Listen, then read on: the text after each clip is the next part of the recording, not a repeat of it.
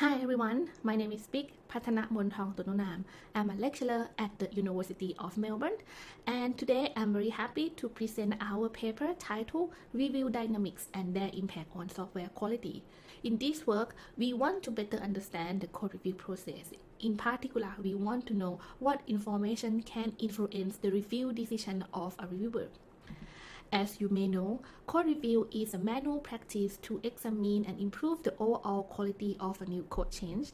And in the modern software organization, a code review tool is often used to facilitate the code review process. So more specifically, everyone in the team, including author and reviewers, will work together through the code review tool. The code review tools often provide a transparent environment where everyone in the team can see other activities. This transparency can enhance the active collaborations and as well as increase the team awareness. Prior studies also show that developers can learn from others' code and review comments via this transparent environment, and expertise also can be perceived from this visible history of code change and reviews.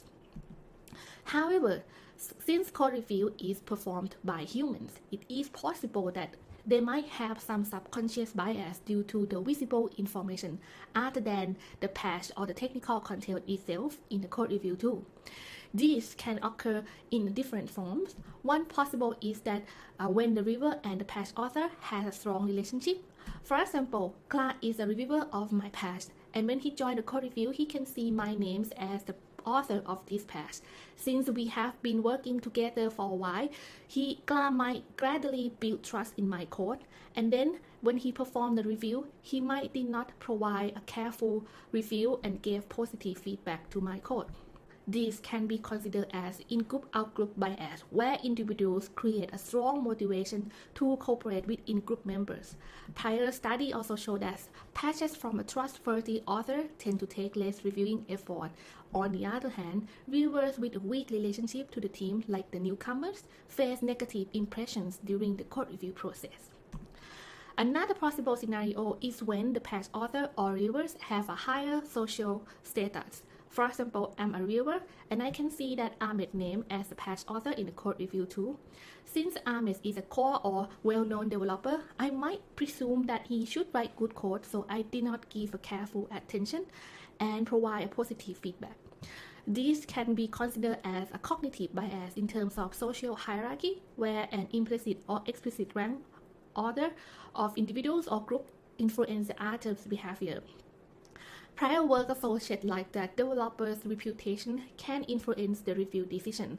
Another study also found that feedback from outsiders tend to receive less attention than the core members. The visible information is not only about the individual information.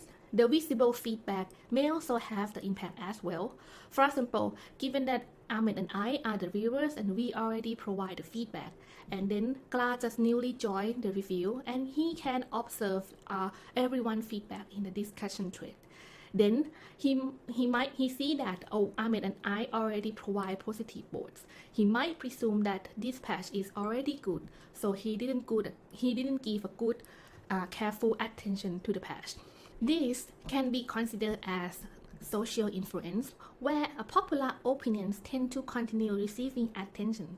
From our manual observations in the actual data, we also find that some reviewers may make review decisions based on prior opinions. And for example, one gives a positive vote since the prior reviewer already provided positive vote. On the other hand, another reviewer provided a negative vote since others have raised concerns. Based on these examples and motivation, we are wondering whether is there an association between the visible information and the review decisions or not. To investigate this, we used 8 metrics to capture the information that is visible before a reviewer will provide a positive vote. The metrics are grouped into 3 dimensions. The first one is relationship dimension, which captures the historical cooperation in the past between the reviewer and the patch author. The second dimension is the status, which captures reviewing activities of core member before the reviewer provides the feedback. And the last dimension is the prior feedback dimension, which captures the feedback of reviewers before the review provides the vote. And from these 8 metrics, we then use a mixed effects logistic regression model to model the relationship of this metric with the likelihood of giving a positive vote of a reviewer. A mixed effect logistic regression model is a statistical analysis that accounts for variance in multi-level data, which is the real decisions and the patch data. So if we look at the formula, the dependent variable is whether or not a reviewer provides a positive vote, and the random effect is the reviewer ID. For the fixed effects or the X variables here are our 8 study metrics. Moreover, since several studies have shown that the patch characteristics are associated with the review decision, we therefore use the patch characteristics as a confounding and put them into the model as well. In this work, we use code review data from OpenStack and Qt projects as our case study, and after we build the mixed effect model for each project, we analyze the explanatory power of the metrics in the models. In other words, we examine which group of the metrics share a stronger relationship with the likelihood of providing positive vote of a reviewer. Interestingly, based on the log likelihood ratio test, we found that the metrics that capture visible information share much stronger relationship with the likelihood of providing a positive vote than the patch characteristic in both projects. So when we look at the association direction, we found that the higher the co-working frequency in the past, the more likely the reviewer will provide a positive vote. And the higher proportion of prior positive votes, the more likely the reviewer also provide a positive vote. And lastly, the lower the proportion of prior comments, the more likely the reviewer will provide a positive vote.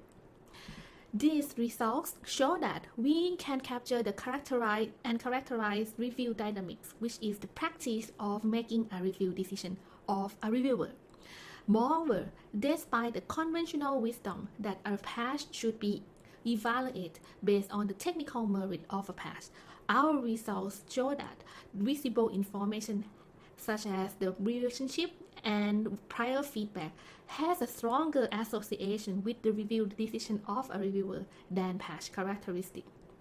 So this seems to be a little bit concerning, since not only patch is taken into consideration, but other visible information like author names or prior feedback are also considered during the code review.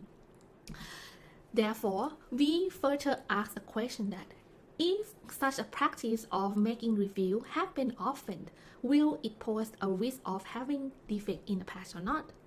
Hence, to answer this, we investigate the association between review dynamics and the likelihood that a patch will induce fix in the future. To do so, we first compute the review dynamic matrix based on our findings in the previous analysis. So for example, we find that the higher the co-working frequency, the more likely to provide a positive vote. Hence, we will measure a proportion of reviewers in the patch who provide a positive vote when having a strong relationship with the patch author. And similarly, we measure a proportion of reviewers in the patch who provide a positive vote, then there are at least one prior positive vote. And we also measure a proportion of viewers in the patch who provided a positive vote when there are no prior comments. And finally, we use the simple logistic regression model to capture the relationship between this review dynamic matrix and the defect proneness of a patch. We also use the patch characteristic and overall reviewing activities like the total number of comments and reviewing time as the confounding factors in the model as well, since prior studies show that these characteristics share a relationship with the defect proneness. And once we build the model and analyze the explanatory power of our review matrix, we find that the review dynamic matrix are significantly associated with the defect proneness. However, the association is not strong as much as the confounding factors like the patch characteristic and review activities.